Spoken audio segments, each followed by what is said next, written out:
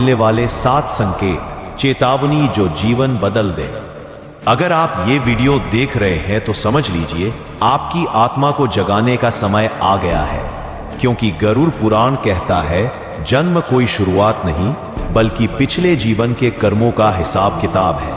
और जैसे ही बच्चा इस धरती पर आता है, ब्रह्मांड उसे 7 संकेत देता है जो अगर समझ लिए जाएं तो जीवन की दिशा बदल सकती है।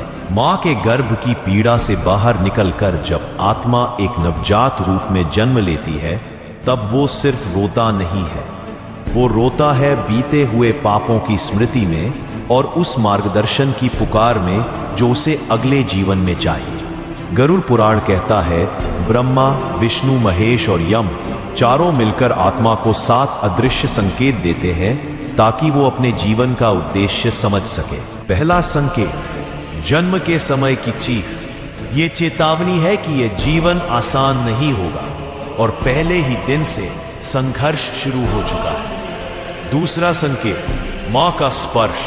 ये करुणा है जो बताती है कि इस जीवन में प्रेम के बिना मुक्ति असंभव है।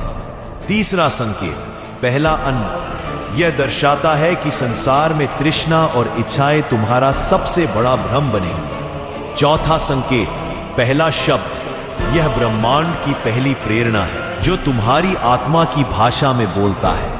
पांचवा संकेत, पहला दुख। एक स्मरण है कि यह संसार माया है और हर सुख की उम्र सीमित है। छठा संकेत, पहला सवाल। जब बालक प्रश्न करना शुरू करता है, ब्रह्मांड उसे खोज की राह दिखाता है। सातवां और अंतिम संकेत, आत्मा की पहली तड़प। जब बच्चा बिना कारण रोता है, वो रोता है उस सच्चाई के लिए जिसे उसने जन्म से पहले अनुभव किया था।